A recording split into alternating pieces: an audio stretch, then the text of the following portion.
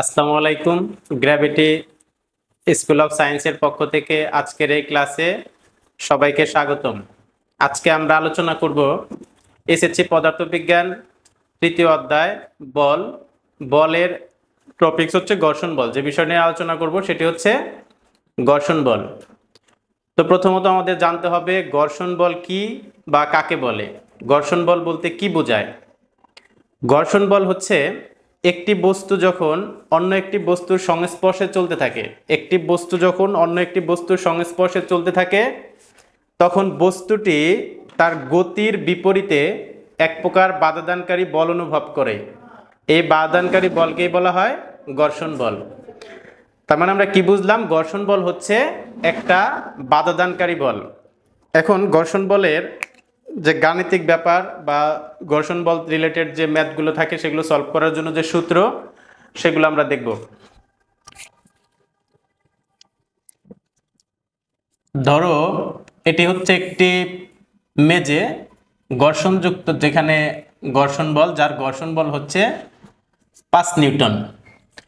ধরো এটি হচ্ছে একটা বস্তু, এই বস্তুর উপরে আমি 25 নিউটন বল প্রয়োগ করলাম। এটা হচ্ছে প্রযুক্ত বল। এই 25 নিউটন বল প্রয়োগ করলাম বস্তুর উপরে।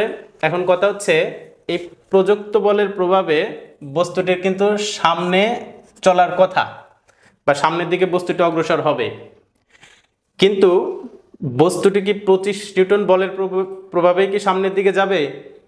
উত্তর হচ্ছে না। কেন? কারণ এই যে 5 নিউটন ঘর্ষণ বল, যেটি তার গতির বিপরীতে তাকে বাধা দিচ্ছে, তাহলে বস্তু কত নিউটন বলের প্রভাবে সামনের দিকে এগিয়ে যাবে? এই 25 থেকে, এই প্রযুক্ত বল থেকে যদি আমরা ঘর্ষণ বলটা বিয়োগ করে দিতে পারি, অর্থাৎ 25 থেকে যদি 5 চলে যায় তাহলে হচ্ছে 20 নিউটন। এই 20 নিউটন বলের প্রভাবে বস্তু সামনের দিকে এগিয়ে যাবে। এটা হচ্ছে প্রযুক্ত বল, এটা হচ্ছে ঘর্ষণ বল, আর এটা হচ্ছে কার্যকরী বল, এটাকে আমরা এফ বলছি। প্রযুক্ত বলটা হচ্ছে এফ এন আর ঘর্ষণ বলটা হচ্ছে এফ কে। অর্থাৎ আমরা কি বুঝলাম? আমরা বুঝলাম যে কোনো একটা বস্তুর উপরে বল প্রয়োগ করলে যে প্রযুক্ত বলটা যে থাকে, মূলত যদি ওই রাস্তা, ওই মেঝে কিংবা ওই মাঠ ঘর্ষণ বল থাকে, তাহলে বস্তু কখনোই প্রযুক্ত বলের প্রভাবে সামনের দিকে এগিয়ে যাবে না, বস্তু কার্যকরী বলের প্রভাবে সামনের দিকে এগিয়ে যাবে। এখন কথা হচ্ছে, বস্তু যেহেতু প্রযুক্ত বলের প্রভাবে সামনের দিকে এগিয়ে যায় না, কার্যকরী বলের প্রভাবে সামনের দিকে এগিয়ে যায়, তাহলে এই যে কার্যকরী বলটা, এই কার্যকরী বলের প্রভাবে যেহেতু বস্তু সামনের দিকে এগিয়ে যায়, তাই বস্তুর উপর যে ত্বরণটা কাজ করবে সেটা হচ্ছে কার্যকরী ত্বরণ, সেটাই। আর এখন এটা যদি আমরা একটা গাণিতিক রূপ দিতে চাই, তাহলে আমরা সহজেই বুঝতে পারি যে এই 20 আর 5 যদি আমরা যোগ করি তাহলে আমরা 25 পাবো। অর্থাৎ প্রযুক্ত বল এফ এন সমান সমান এফ প্লাস এফ কে। তোমরা এটাকে এরকম ভাবে দেখতে পারো যে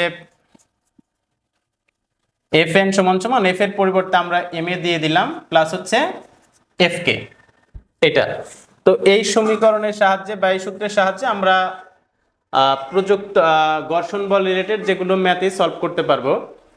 তো এখান থেকে আরেকটু কথা হচ্ছে, যেটা যে একটা সূত্র কিভাবে তোমার হচ্ছে এক এক সময় এক এক রকম আচরণ করে, আমরা এটা একটু দেখাই, যেটা ঘর্ষণ বলে খুব ভালো লাগে। যেমন আমরা একটা সূত্র জানি হচ্ছে এফ সমান সমান এম এ। তো এখান থেকে যদি আমরা একটু ত্বরণটা বের করতে চাই, তাহলে এ সমান সমান হচ্ছে এফ বাই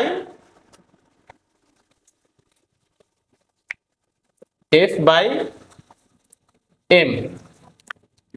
এখন কথা হচ্ছে এই ত্বরণ আমরা কোন ত্বরণ বের করতেছি।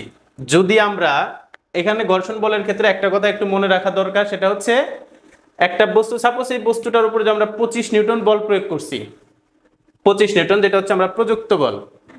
এখন এই 25 নিউটন বল সাপোজ হচ্ছে আমরা 10 সেকেন্ড যাবত প্রয়োগ করলাম, তাহলে বস্তুটা আমরা ধরে নিলাম এইখানে চলে আসলো। বল প্রয়োগ করলাম কত সেকেন্ড? 10 সেকেন্ড যাবত বল প্রয়োগ করায় বস্তুটি এইখান থেকে এইখানে চলে আসলো। এখন কথা হচ্ছে তারপরে যদি বলটাকে সরিয়ে নেওয়া হয় তাহলে কি বস্তু থেমে যাবে? না, বস্তু থেমে যাবে না। বস্তু আরো কিছু দূর যাওয়ার পরে, এখানে আসার পরে আরো কিছু দূর, সাপোজ ধরে নিলাম এখানে চলে আসলো, এই যে পথটুকু আরো কিছু দূর যাওয়ার পরে বস্তু থেমে যাবে। এখন কথা হচ্ছে, যেহেতু বল সরিয়ে নেওয়া হয়েছে, তবু বস্তু এই রাস্তাটুকু বা এই পথটুকু সে কিভাবে অতিক্রম করলো, বা পরবর্তী রাস্তাটুকু সে কিভাবে গেল। কথা হচ্ছে এই যে পরবর্তী দূরত্বটুকু সে অতিক্রম করলো, এই দূরত্বটুকু সে শুধুমাত্রই ঘর্ষণ বলের প্রভাবে গেছে। অর্থাৎ এইখানে যে ত্বরণটা থাকবে, সেই ত্বরণটা হচ্ছে ঋণাত্মক, অর্থাৎ ত্বরণের মানটা ঋণাত্মক হবে, কারণ বস্তুর এখানে কোনো প্রযুক্ত বল নেই, কোনো কার্যকর বল নেই, বস্তু এই পথটুকু শুধুমাত্রই ঘর্ষণ বলের প্রভাবে গেছে। আর যদি তোমরা মনে রাখবা খুব ভালোভাবে, যে একটা বস্তু যখন শুধুমাত্র ঘর্ষণ বলের প্রভাবে সামনের দিকে এগিয়ে যায়, তখন বস্তুটি মধ্যে যে ত্বরণ কাজ করে অবশ্যই সে মন্দনে যাবে।